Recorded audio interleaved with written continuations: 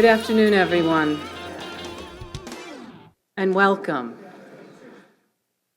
Dr. and Mrs. Hakim, Mr. and Mrs. Tewitt, Dr. Waters, members of the Emmanuel College community, especially Catherine's class of 1970 and Anne Marie's class of 1964. I'm Sister Mary Johnson, Chair of the Sociology Department, and on behalf of the faculty and students of the department, I'm honored to welcome you to the inaugural lecture of the Catherine McLaughlin Hakim Lecture Series. The Sociology Department is very grateful to Catherine's family for honoring her in this particular way, because Catherine's deepest values continue to be ours. This series will allow us in the years ahead to lift up for thousands of students Catherine's enduring legacy here at Emmanuel. Her fondness for her alma mater, her affection for a sociology professor who influenced and inspired her, Sister Maria Augusta-Neal, Catherine's appreciation for the tools of sociology, and her commitment to the social justice agenda lifted up by Emmanuel College. We are proud that our inaugural lecturer, Dr. Mary Waters, embodies so many of Catherine's deepest commitments. Recently, Catherine's brother-in-law, Tony Hakim, and his wife, Mary, wrote to us from Canada on behalf of the family. They said, "Kathy left an indelible mark on everyone she met.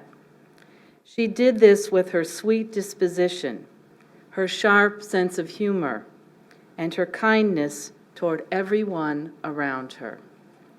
She always spoke fondly of her years at Emmanuel College. We all miss her very much, but we are consoled by the fact that her memory will live on through this lecture series. We thank you for honoring her and our family in this way. Again, we at Emmanuel thank you for your great gift to us." At this time, I ask Professor Catherine Simpson Bucher, Assistant Professor of Sociology, to come forward to introduce our distinguished inaugural lecturer of the Catherine McLaughlin Hakim Lecture Series. Professor Bucher.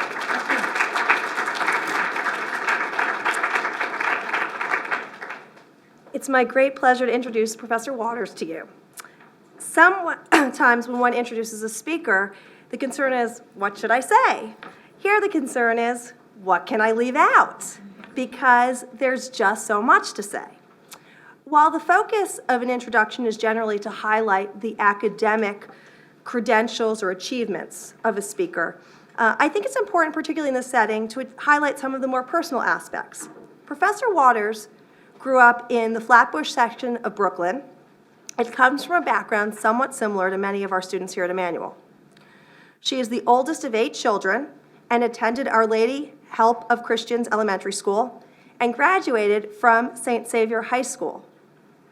Professor Waters then went on to receive her BA from Johns Hopkins and her master's and PhD from UC Berkeley. Professor Waters has been at Harvard since 1986 and is currently the Emmy Zukerman Professor of Sociology. Her work has largely focused on issues of race, ethnicity, immigration, and immigrant incorporation, but also on issues of research methodology and public policy. The number of books, articles, and book chapters number literally into the dozens, as do the number of awards for many of these works. On a personal note, I first became familiar with Professor Waters' research on race, ethnicity, and immigration while I was in graduate school, and it greatly impacted how I thought about these issues and on my own research. Because our focus at Emmanuel is on undergraduates, I don't wait to let our students encounter Professor Waters' work when they get to graduate school, so they read it here as undergraduates.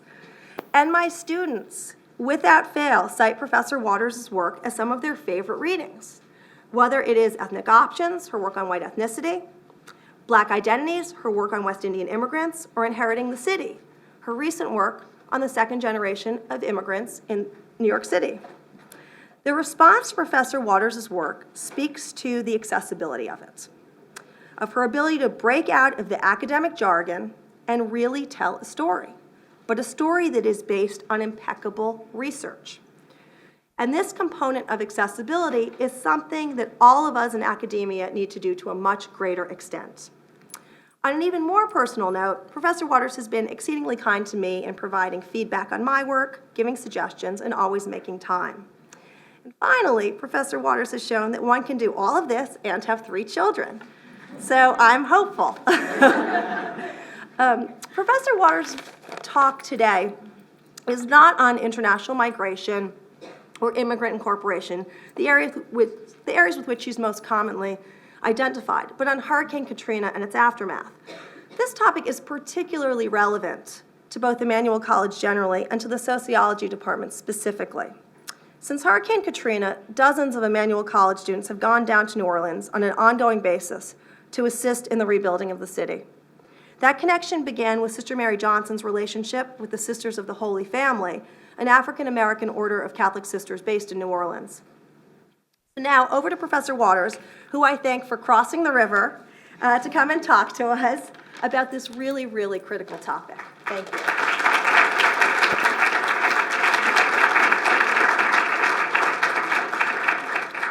Well, thank you very much for that very nice introduction, and thank you for inviting me for this this lecture and for everyone for coming. And I really am looking forward to sharing my work with you and hearing maybe about your own experiences in New Orleans, because I know some of you have been down there.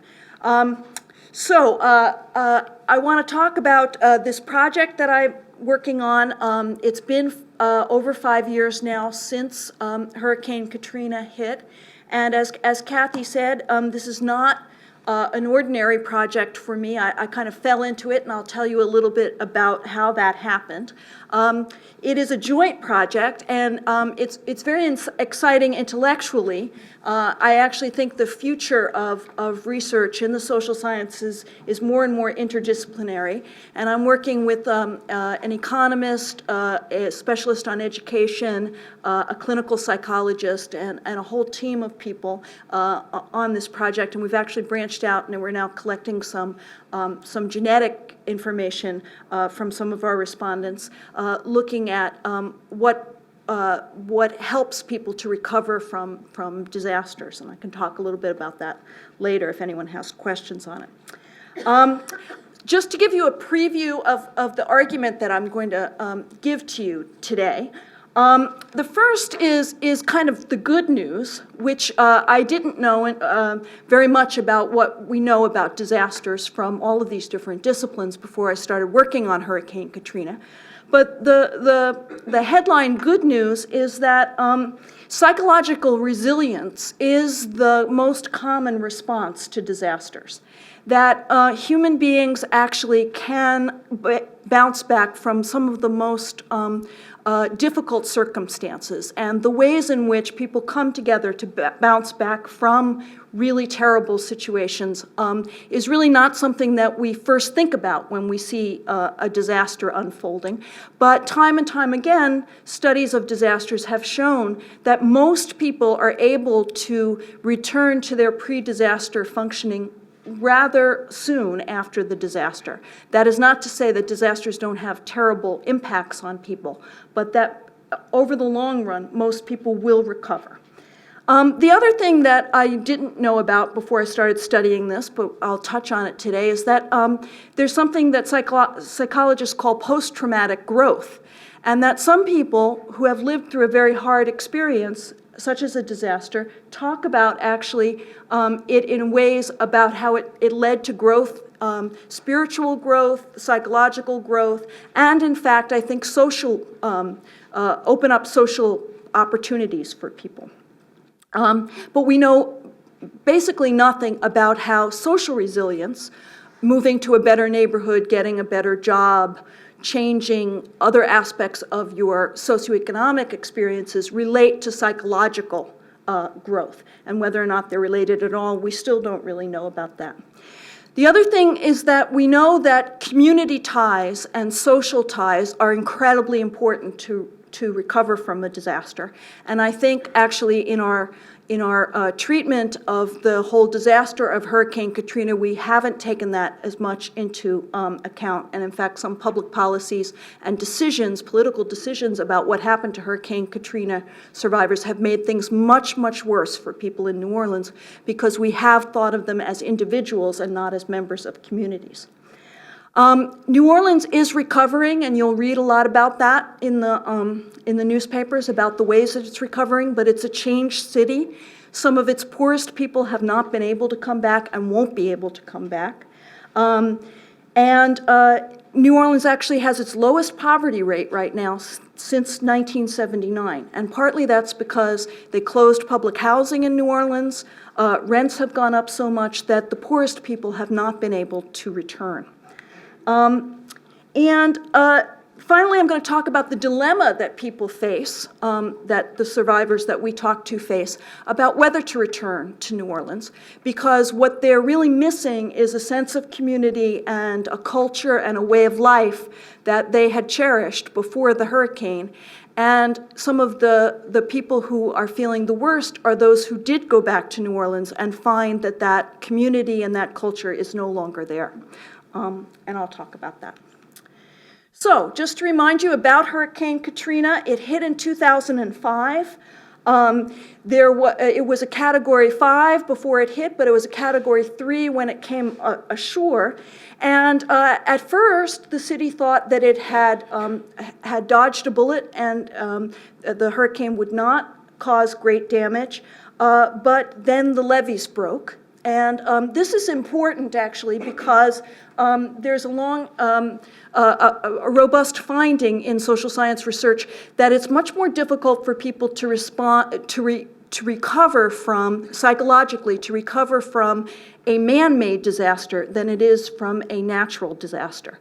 So a technological disaster or something that has to do with the failure of things that people have put in place are much more difficult for people to come to terms with than a natural disaster. So, for instance, if we're thinking about Japan, and I'll try and come back to Japan at the end of the talk, but if you're thinking about Japan, the earthquake and the tsunami are one thing, but the nuclear disaster is another one, and partly that's because there's someone to blame when the levees break, or when a nuclear power plant starts to fail, in a way that there isn't for an act of God of the earthquake or the tsunami.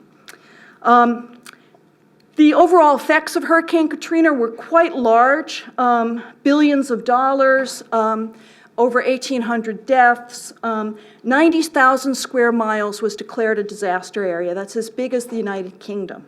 It displaced over 500,000 people. 60% of the housing stock in New Orleans City was destroyed, and 30% of the housing stock in the MSA.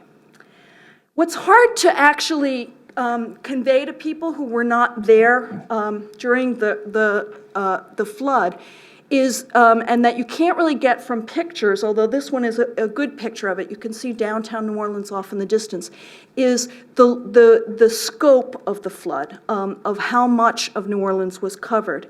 And for those of us from Boston, this is a map of what the flood would look like in Boston. So it actually would stretch from the north end out to Framingham. Why they think Shoppers World is important on this map, I don't know. But it's a key landmark there along the Mass Pike. But we would be in the flood here, and it would have gone from basically over towards the north end all the way out to Framingham. So you can imagine how large this flood was for people in New Orleans. It was devastating for the people who had not evacuated, who were stuck in their homes. And the most awful experiences, I think, were the people who ended up in the convention center. So, how did I get involved in studying this? I was part of a group that was studying community college students around the country.